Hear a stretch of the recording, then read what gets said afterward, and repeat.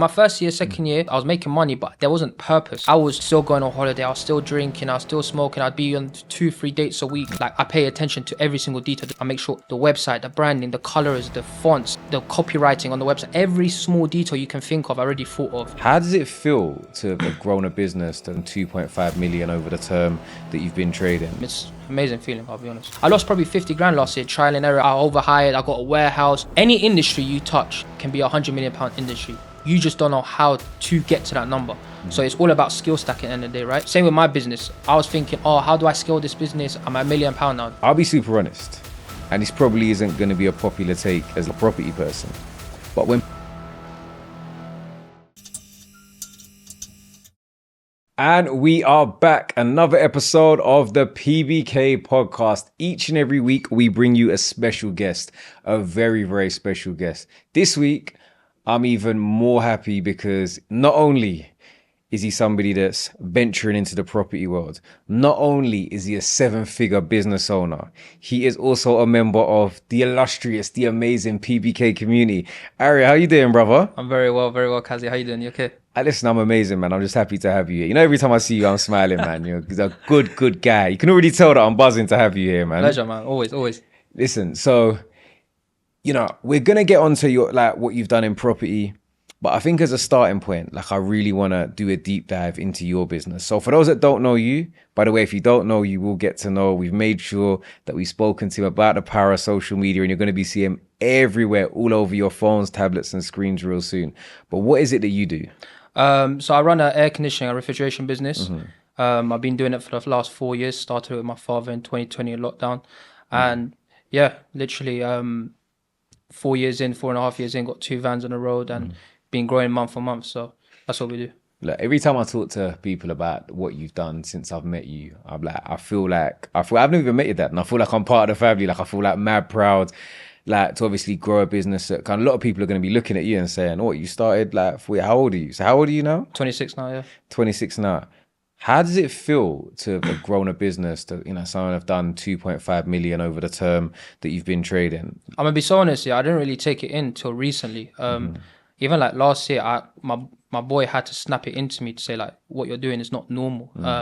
But recently I've started to be more grateful for what I've done and realize, you know what, this is not normal. You should, take a step back and actually be proud of yourself for what you've built, for how far you come. But when you're an entrepreneur, you're just always in the moment trying to go for the next goal. You're moving the goalposts all the time.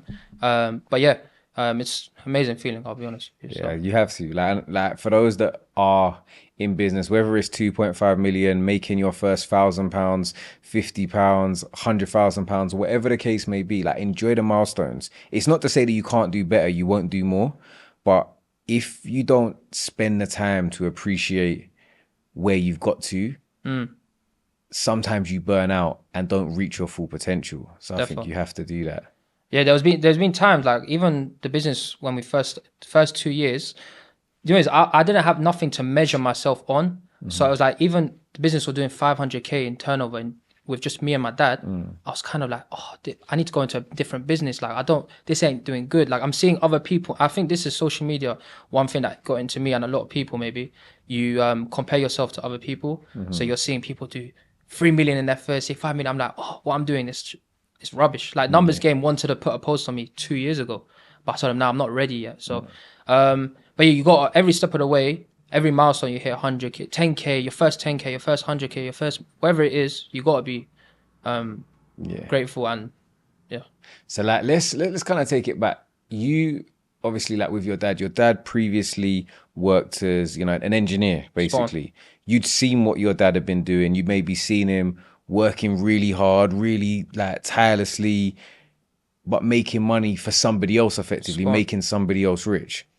With you saying, where did the lead come from between you and your dad saying, actually, you've been doing this elsewhere, let's start a business? Was it his vision? Was it yours? Great point you're making. So he's been an engineer for he started when he was 30, and he's been an engineer for 28 years now, nearly going, 28 years. So how it worked, he was working at a company for around 15 years. He was supposed to be a partner there, but they kind of stung him. Then he went to McDonald's and he was an engineer there for 5 years. But during furlough, he started doing private jobs on the side because he just wasn't happy at McDonald's, and just, you know, a lot of clients were just messaging him privately from the old business as well, saying, yeah, can you come do some private jobs on the side? So during college, he'd tell me to come with him and literally just use the company van and go there, do some private jobs. And lockdown came. So lockdown, the franchise owner at McDonald's kept telling him to come into work, even though he's on half the wage with furlough. So he was trying to take advantage of my father. But for like 9 months between like January, I'd say, was it 2020 to first lockdown, to September 2020. That's when obviously I'm at home. I'm helping him with the ice machines, for example, just private jobs here and there he was doing. And I just kept pushing. I'm like, you know what? Listen, we can do it. We can do it. But my dad doesn't have any tolerance for risk. That's why even like his property portfolio now is all buy to lets. You know, he doesn't want to do any big flips. This just risk averse. But eventually, he came to the plunge. He was like, you know what? Let's do it. So September 2020 is when we pulled it. But it came from those small jobs, kept on adding up with him.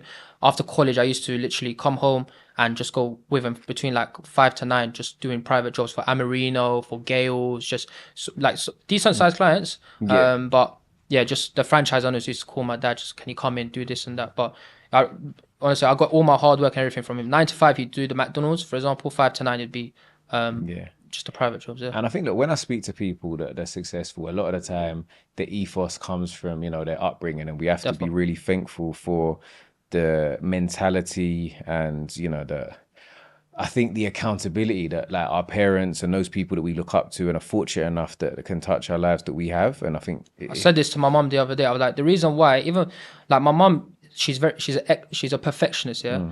And I told her for the first time the other day, I'm like, you are indirectly the reason why I'm in this position, because your perfectionism has made me want my business to be perfect as well. Like I pay attention to every single detail. The same way when my mom cleans the house, she doesn't even leave every corner is clean. Yeah.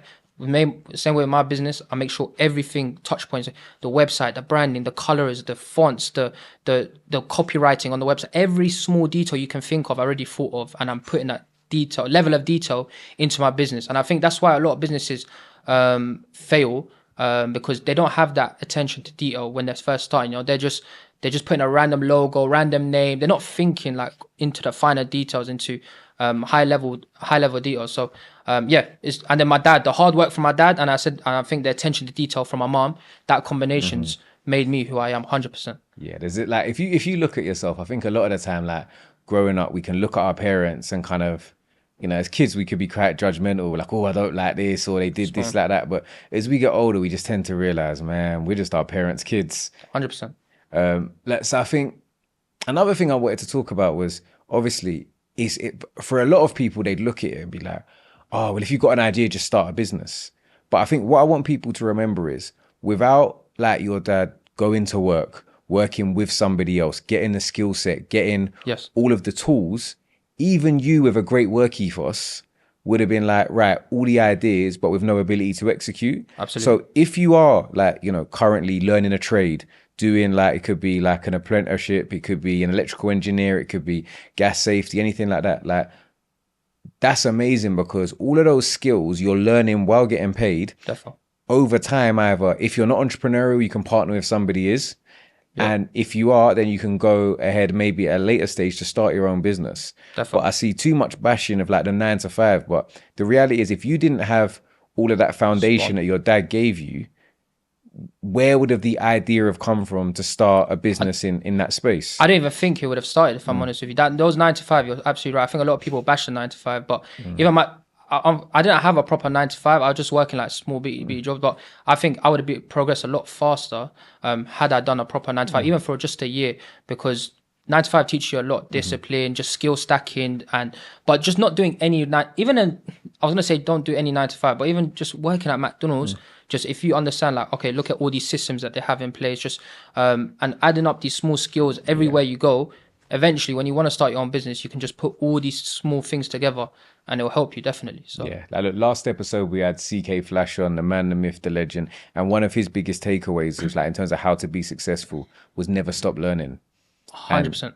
It's never stopped, but you've got to remember to start. Like some people will be in. I remember like one of my earlier jobs, like, you know, like got phones for you, and there's probably a lot of stuff I didn't take out of it because I was like, I didn't pay me enough. I'm just gonna be here and just get my whatever. But the reality is you're almost ticking the box then when you're saying, I'm just going to take my £8 an hour or £10 an hour, whatever it is, because then you're just stuck in it, right? You're stuck in that trap of that's all you're going to get out of them, and I'll leave when I want to leave. Whereas if you're saying, look, you know what, this is actually a business, well, in the long term, they exited for £1 billion. What systems did they use? How do they sell to that many customers? How do they onboard new clients? How do they upsell and cross-sell? Because... But not only the business, like you're saying, but even yourself, when you're working at a shop front, you're speaking to customers all the time, you're negotiating with them, you're doing... These are skills you're going to learn for yourself. And then also the business side, like you're saying, you're going to learn from as well. So you're spot on, Yeah.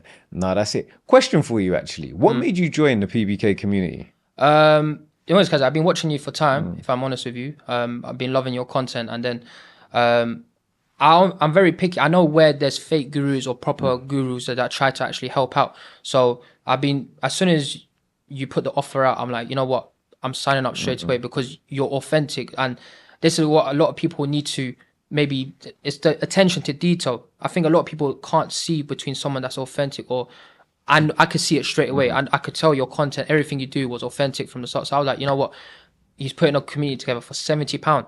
Like for me to get access to his people, to himself, it's a no-brainer for me, you know. No, for sure, and that's what you get. Like, £70 a meal nowadays. That's what you get as an early adopter. It's now 5,000. And I was saying to someone, what me just being in that group, the profit I've made from it is paid for 25 years, I think 30 years. Because I remember the first year, it wasn't even the first year. I think it was like the first 6 months. Close the aircon job, and I'm still getting money from that. I'm even gonna do the maintenance on that house in 2 weeks' time on that job. So that job alone was £3 profit. Imagine. Then the property that I done with Alex as well. So. And so you, in terms of your property space, like you've done in terms of being like a silent partner in, you know, a residential conversion. So that was a house to 2 flats in sort of prime zone 2 in London, you know, at what, sort of 23 when you're starting 24 when you started that. But I think what I like is that you're constantly evolving. And when we've had previous conversations recently, you're like, man, I don't have properties for me anymore right now. And I'd love to hear what's transitioned for you to make that be the case. Okay, so it's a few things. So for me to go into property, I have the pathway now to grow my business. I know what, I put £1 in, I get £4 or £5 back, and I'm skill stacking in my business. Every single year, every single day, my business gets stronger and stronger the more time I put into it. And I feel like a lot of people, they don't just go all in on one thing. They dabble in 3-4 different things, which takes their focus off that. And the one thing that's made me who I am now, Debonair Cooling, Aria Toupchi, is because this is the only thing I've been focused on 4 years. Even the property, I said, Alex, take the money, do your thing. Like, I don't wanna have external distractions. I didn't start a new business model. I literally just put my whole focus on it. How can I get any industry you touch? Can be £100 million industry. You just don't know how to get to that number. So it's all about skill stacking at the end of the day, right? Same with my business. I was thinking, how do I scale this business? At $500,000, I was like, how do I scale this business? I'm at £1 million now. And there's companies in my field that are doing 10 million, 50 million. So why am I looking at another business model? Why am I trying to get into property? Focus on what's working right now. My business is beautiful, and it's just, that's what's made me kind of step aside from the property. Right now, my return on ad spend is literally, I get £1, I get £12 back. So there's no better return than anything else on that. So that's the one thing. I don't want to be distracted with property. If I have an extra 100K lying around, why not? I'll put it there, fine. But any money now I get in literally just goes back into building my SEO, getting more vans on the road, more engineers, hiring more people in the office. So I already know what's working. I'm going to keep rinse and repeat. Rinse and repeat. I already have a model. I've tested it. I've made mistakes here and there.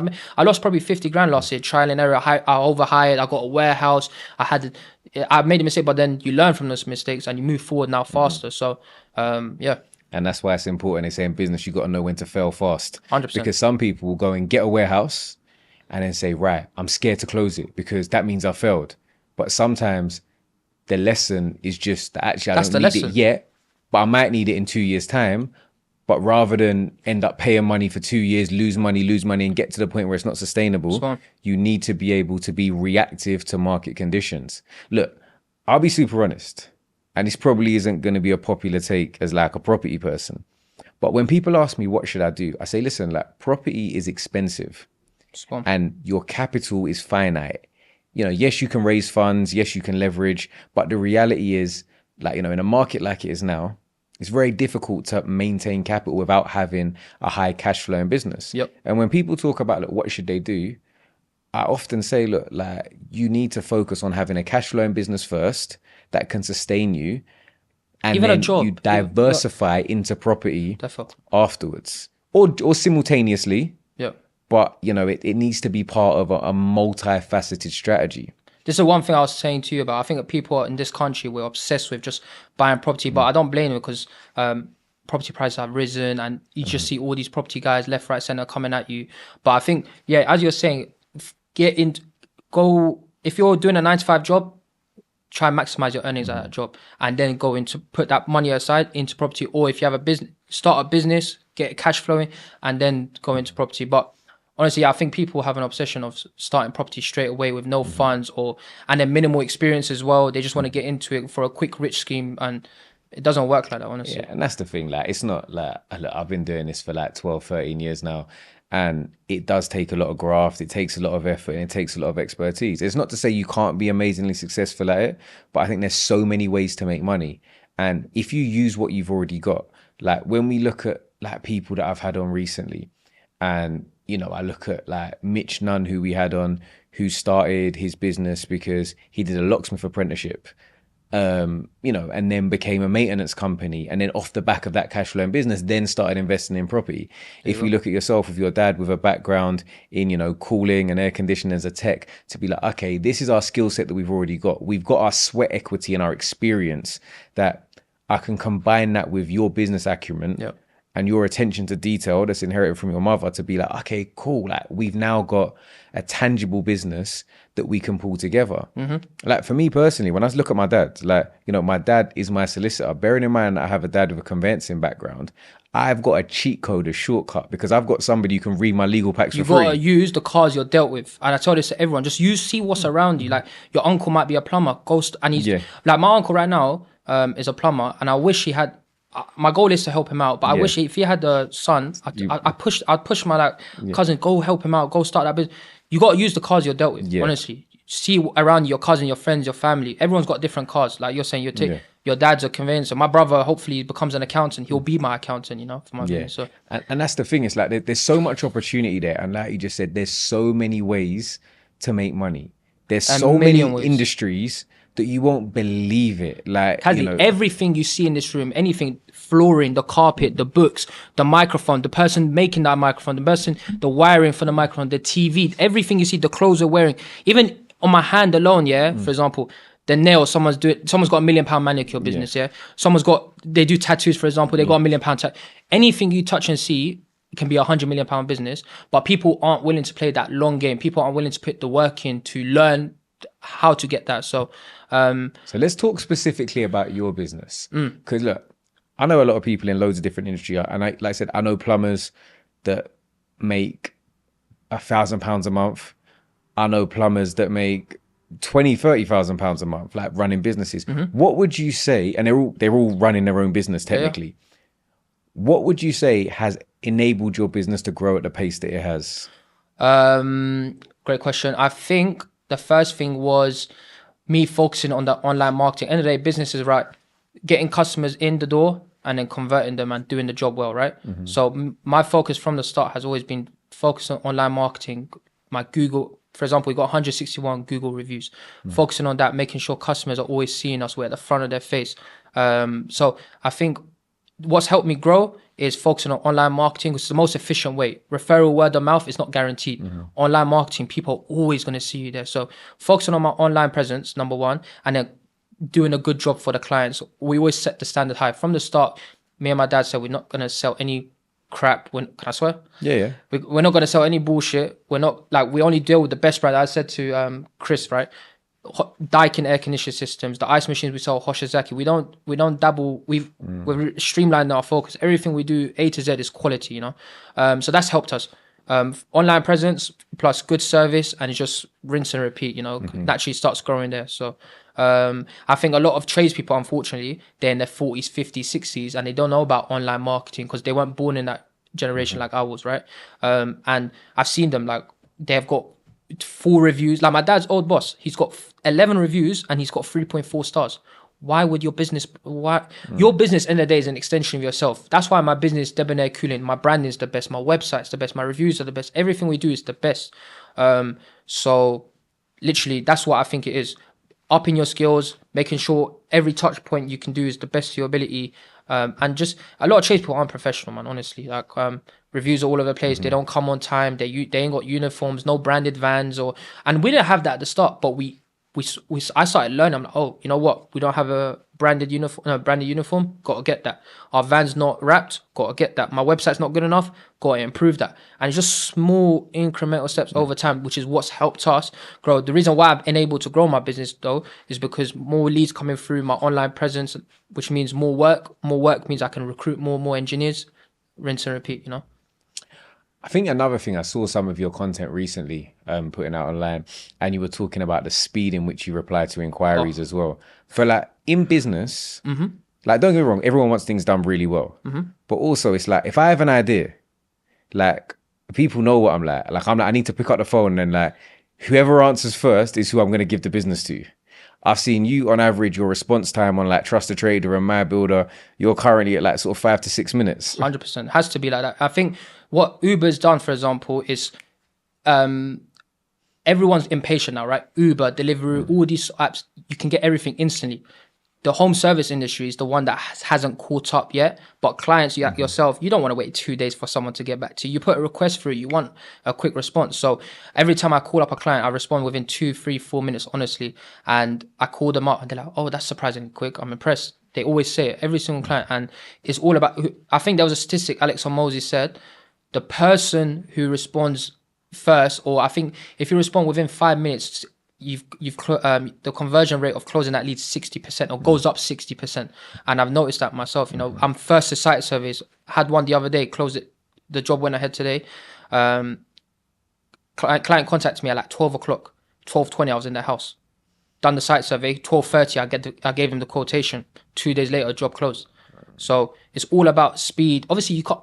If my business grows, I can't obviously keep that up, right? But also your staff are going to inherit the ethos that you've installed. The ethos needs to be there, the whole business. And like I said, business is an extension of yourself. So if your ethos needs to go through the whole business. If I hire someone, like we were talking about, a virtual assistant, I'm going to make sure I tell him, listen, you need to reply in 10 minutes. Your communication needs to be respectful. Everything needs to be done properly. So, And what I love about the way you like bootstrapped your business from the ground up is that when you do hire somebody, you know which excuses are valid and which excuses are absolute nonsense because you've done it. So if they turn around and tell you, oh, it's impossible to reply in 5 minutes, you know that, okay, no, it's impossible for you to reply in 5 minutes. So I then know that I'm going to have to rehire.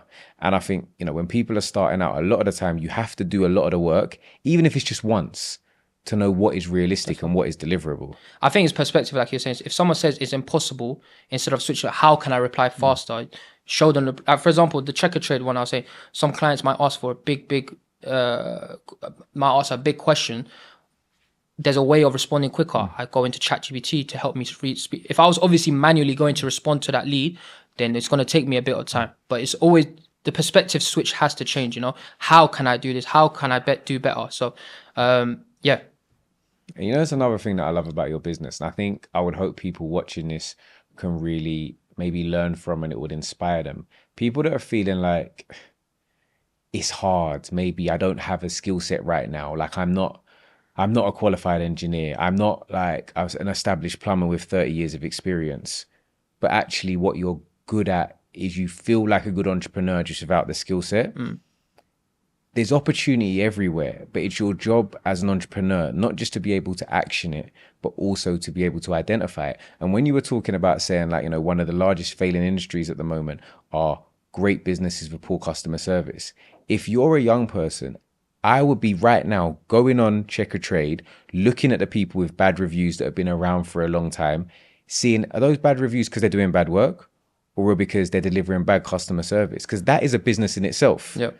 Go online, offer to help them with a website, help them with systemization, help them with social media. They don't have anything in the trade. Like I'll call them. Sometimes I'll just see what my competitors are on. I call them. they don't even respond quick. They don't respond quickly. They don't even respond respectfully. Like I called someone up the other day. He's like, "Hello." Like, do you think a customer, like a woman in her 40s, 50s, that's calling for air conditioning, saying wants to respond to speak to someone like that on the phone, you know, and is ringing 5, 6, 7, 8 times? It's unacceptable, you know. So it's all these, as you were saying, all of this stuff.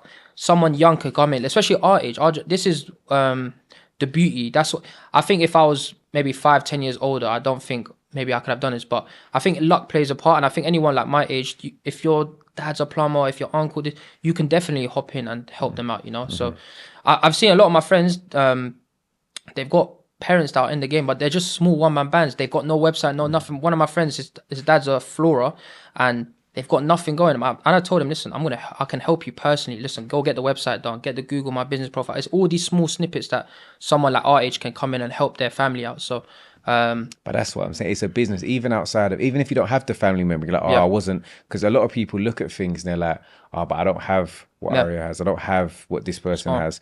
But the reality is, you just have to identify the opportunity. Yeah. And every day you speak to somebody, even every day, like, every day somebody frustrates you because they offer you poor customer service. Maybe that's an opportunity to offer them a solution. And I think when we looked at, you know, old school business studies, SWOT analysis, that's what it's all about. Every weakness is an opportunity. And that's what you have to really implement in your daily life if if that's something that you want to do. Going back to, you know, your business with Debonair Cooling, we have kind of looked at this. Obviously, you do a lot of stuff in commercial, but also now in residential. Where do you think the air conditioning market's going to go in the UK? Because our weather's bad, but you're telling me I need air conditioning in all my houses. Why is that? I think I'm actually trying to focus primarily on the residential market. I love the residential market. I love dealing with end users, customers, like going to their homes, because I'm clean cut. Every time I go to a site, I'm on time, I'm dressed well, and it's like a shock to them that they're not expecting it every time. A 26-year-old boy doing air conditioning. So I love the residential market. And the reason why I say it's growing year on year, we've seen our phone calls every single year climb. Even like this summer now, we're booked out till end of May. And it's because, for example, one thing we're getting a lot of calls in lofts. Builders are building lofts, and the installations have gone up, I think. Listen, it's the new regulation in building control, new Part L installation you need. It needs 170, to be like 180? 170 plus an air gap plus. There you go. You know, so imagine a few years time, those people that don't get air conditioning, that are getting lofts done now, they're going to be on our phone blasting it. But people that have got it even years ago are still calling us because end of the day, heat rises, right? It gets trapped in a loft. What's the client going to do, you know? So air conditioning for lofts, get calls all the time, people calling us. Even conservatories, you can imagine, glass all over the place or windows all over the place, gets hot in their heat, gets trapped. So air conditioning, you'd think, UK is only hot for 2-3. It does heating as well. It's a lot more efficient than turning on your central heating, which is what a lot of people have noticed. And this is the one thing I was saying, property developers are constantly phoning us now. This is what I was saying earlier. Homes with air conditioning sell quicker. It's a convenience people are willing to pay for. It's a USP as well, right? It's a USP, exactly. Most property developers don't put air conditioning in. And clients that have lived in a hot property before, when they see, you know what, the guys put air conditioning, they're going to pay whatever money you put in air conditioning now. Let's say you put $5,000 into your new build, you'll get down the back end, and your house will sell quicker as well as a result. So, air conditioning. You think it's going to become increasingly popular just throughout the UK? Definitely. You know, as a model. Because what's funny is, you know, second ever properties. My first ever one was a Sydney flip. Second one was freehold building that had a commercial unit on the ground floor that I converted into a flat. Because it was the old basement to a Chinese restaurant, it had air conditioning. So I reinstated it. So funnily, I actually went to live there for a while. So funnily enough, my first flat that I owned, I went to go and live in, actually had air conditioning. We're using it. And I did get used to it. But I don't know why. It's just, I guess, you know, like in the UK, our mentality is, it's just cold. I'm only going to use it 1 month for the year. But you're right. It can do heating. It can do a lot more. Cooling. And then it just depends on your property. As I said, if imagine your 1-bed flats in the loft, you're going to be using it all year round for cooling purposes, heating purposes. So it's therefore, to answer your question, the residential market is growing year on year. And I love it. So what some of the downsides of air conditioning for some people is the aesthetic. Are they improving the aesthetics of air conditioning? Yeah, it depends on the brand you go for. Some of them, you're right, they're boxed, they're just bulky units. But for example, we only install Daikin. Daikin is the best brand on the market. It's they like the Bentley sleek units, come in multiple different colors. I always tell my clients, we do 2 brands. We do Daikin, that's equivalent to like the Lamborghini on the market, or we do Mitsubishi, which is equivalent like to the Toyota. Bog standard, don't get anything.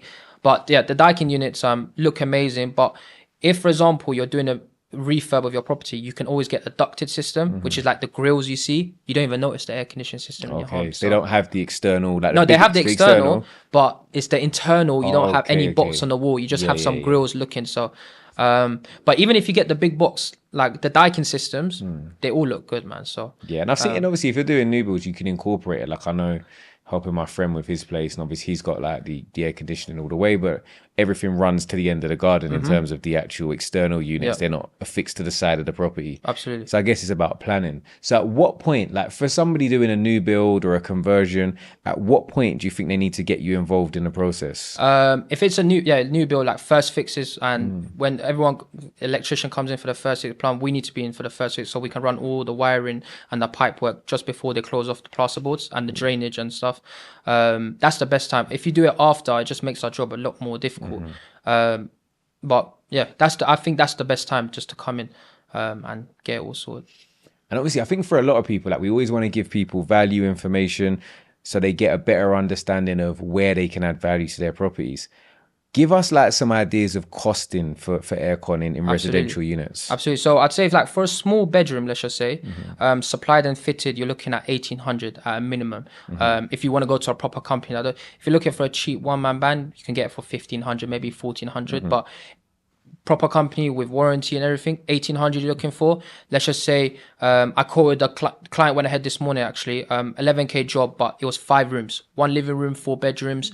So rough, give or take, I always tell clients you're looking at $2,000 a room if you're going for a big multi-split system, for example. So a multi-split is multiple indoor units and 1 external, which is what we push to our clients all the time because it makes the job look nicer.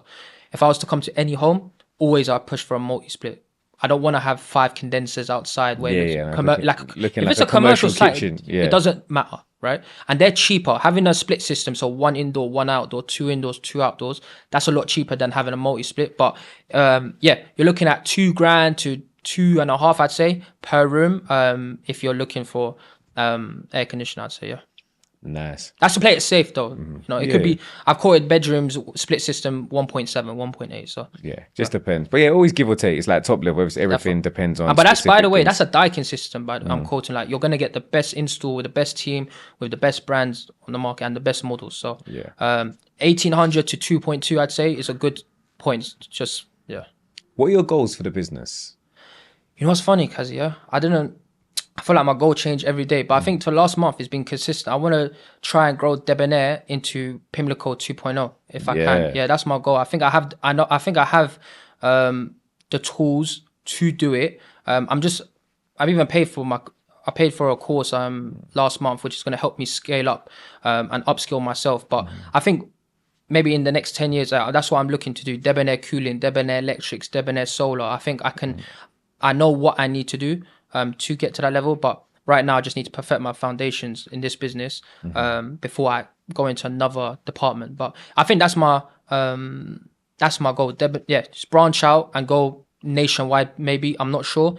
Pimlico, I've done 100 million in London, so maybe I'll just stay in London. But do you think you're motivated? Like when you look at your goals, is it about accolades, or is there a number you have in mind in terms of, are you money motivated or accolade motivated? At this point, I'm not like, I think I was so money motivated before, last year, even a few months ago, I was so money motivated. Even now, back in my mind, like the reason why I'm money motivated is because I want to retire my father.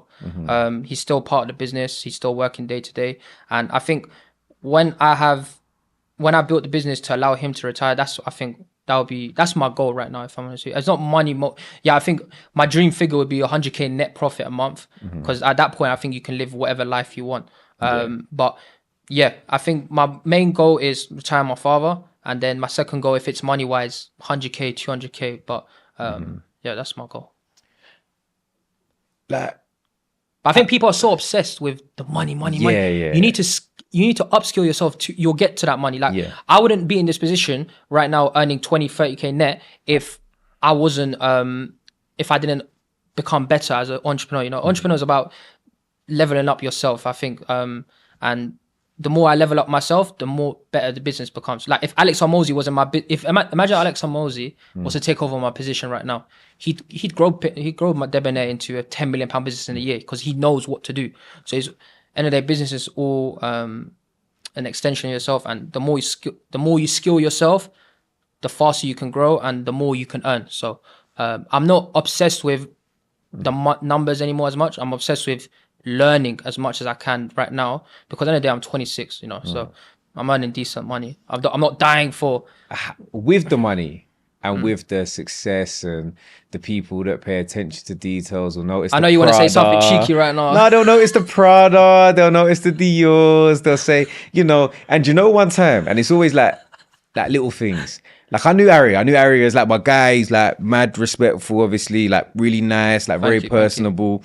We always got on, like we always caught up, like, you know, I respected him already. And I knew like he's a good guy. And I'm minding my business and I'm like, I'm at a little event, like, where was it? I was at one of the Louis Vuitton fashion shows. And I see Aria strolling all confident, shaking hands with a big boss, like, oh, nice to see you again, sir. How are you? I said, hey, what are you doing? So how do you like not get distracted by the flashy stuff? You know what? I was getting distracted. I was distracted. Because I know the money you've been spending to go to the shows. Oh man. I was saying, one of my friends, my videographer came over to my house. I showed him my wardrobe. Probably like, I think my first 3 years of the business, I was so distracted, if I'm honest with you. Like I was just spending money. Like my wardrobe's probably 100 grand alone. Like just clothes left, right, center. But my purpose changed. Like my purpose not for these clothes anymore, you know. My purpose is, as I said, my father is my purpose now, to retire him, to build this legacy for him. So when I think also my third eye, or whatever they say, opened up, kind of, you know. Like I'm like, this, I'm gonna love this stuff forever, you know. I want to be dressed the best. So I'm not here to flash, or I'm not that type of person. But why not? If you've got the money, why not get a nice Prada jacket? Why not wear the best shoes? Why not want the best for yourself? There's nothing wrong with spending designer. Just don't go broke doing it, you know. Sure. So I think a lot of people are just spending their whole paycheck to look flashy and this and that. I'm just spending like a small percentage on it. But yeah, if you feel good, and I always say this, like my friend, I was at my barbershop yesterday. I'm like, if you feel good, you're gonna do better. If you wear better clothes, same with your car. If you go get a nice car, you're gonna push for more. So I see this as like an investment at the back of my head, you know, because same with a haircut or dressing nice or having a nice car, it's gonna push you for more all the time. So I think sometimes like doing it because you've done it, because you now don't have the fear of missing out, that you end up doing something even crazier or making a bit more of a rash financial decision. You've actually spoken about your friends quite a lot on this podcast. Like you've referenced them in terms of how they've been there for you, conversations you've had with them. So you've referenced your friends a lot, like this podcast, in terms of how they've been there for you, how they've helped you. But is there any point, I guess, like maybe you've seen a bit of adversity because of your success in your friend group? Like, not adversity. I don't think all my friends, thank God, like, they're beautiful friends. They always pushing me. They always want better. Like my boy Daniel was saying, for example, he was like, when I saw you grab the Porsche, like I nearly cried tears of joy. Like I was so happy for you. I was gassed for you. Like that's the type of friends you want in your circle. Thank God, like as I said, my attention to detail has allowed me to pick good friends around me, that I haven't had those friends that say, oh, how is he doing this? How is he doing that? I've heard comments here and there from associates that I used to talk to, let's say, but I don't mind no games. It is what it is, you know. Like, end of the day, I'm just focused on my business. I've seen a few people also say like, "Oh, why is Aria moving so distant?" or this and that, and that's just because I'm just fully focused on my business now, you know. So, and I think, do you remember? I don't know. Again, sometimes I say stuff and you're like, "Oh, you're sharing your age," but there's like that Jay-Z song where it's like the bit is like, "Do you think we work this hard to stay the same?" Exactly.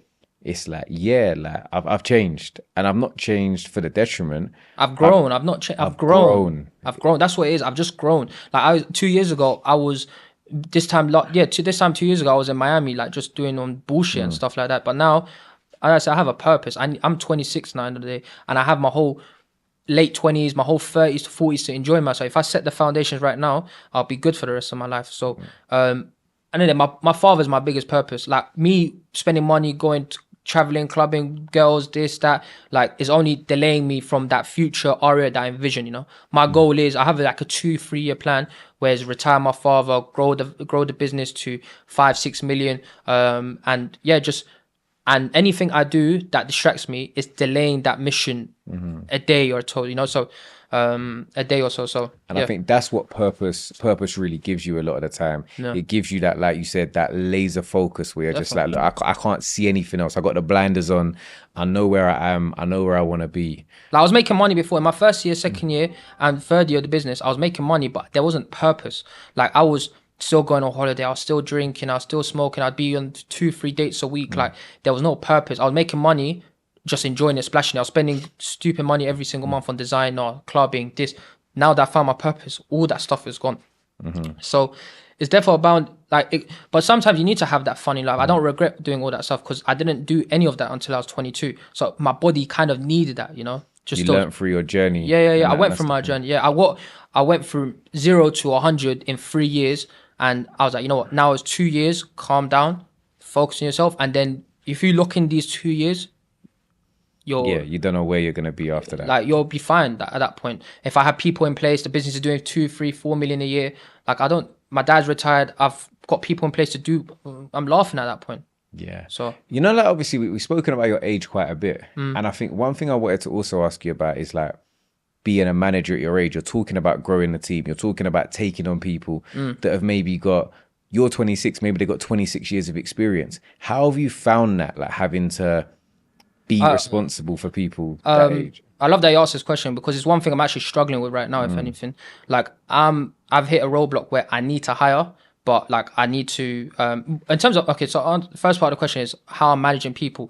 I had to learn as I go, managing my team, giving them more responsibility, just treating them better. For example, all my boys' lunch paid for example, their fuel paid for. Just any small thing to just uplift my team and the people around me, I will do gladly. But in terms of, like, growing it, as you're saying, like, that's the one bit I think I'm personally even stuck on. Like, I'm contemplating right now, I need to hire an office manager, for example, to handle all my admin emails, inbound phone calls, outbound phone calls. But it's like, do I hire an office manager and a HR person? Do I offer office manager and a sales person? Like, I'm still learning myself, you know. So every entrepreneur is at a different level or stage, right? I wouldn't even have this question 4 years ago, right? Or last year, I wouldn't even have this question. My question 2 years ago was, how do I even get leads in the business? How do I even market myself? Now I've solved that question. My question now is, how do I grow my business? And I've been searching for the answers. I'm paying for my education. I'm going to go to alexhormozziacquisition.com in Vegas to just learn as much as I can, see what the next step is. So I think every step of the way as an entrepreneur, you're going to find a roadblock. And it's just finding the answers to get that past that roadblock, and then you're going to get a next problem. So, and I think, do you know what? And I think, you know, we speak about constantly learning and changing. And, like, for me, listening to you, know how proud I am of you, and I pick you up every single time. But I think sometimes we almost have to unlearn some of the stuff that made us so successful early on. So, like, there's the skill set you learned from your mum about being a perfectionist. Like, that was so good at the beginning because it's what built the foundation of your business. But at a certain point, you have to kind of release that and allow the business to just grow. And if you hired a HR person and you needed a salesperson, it's not the end of the world, because you can still hire the salesperson as well the following week, or hire and rehire and fire. And I think for you personally, that growth is going to be being able to take the reins off a little bit and trust that, you know what, everything's not going to be perfect, but it's going to be better. And then better then can slowly... It's never going to become perfect. 1% a day. Everything is just better and just self-improvement, business improvement. And obviously you'll keep excelling and excelling. I think my final question to you is, and it goes full circle, because at a certain point, like you said, you're going to have, whether it's monthly repeating revenue of 100,000 a month or whatever your goal is, that I'm sure you're going to hit. At that point, when you're now reinvesting into property, what do you think that's going to look like for you? I'm doing joint ventures with you, and I'm still trying to scroll my business. So.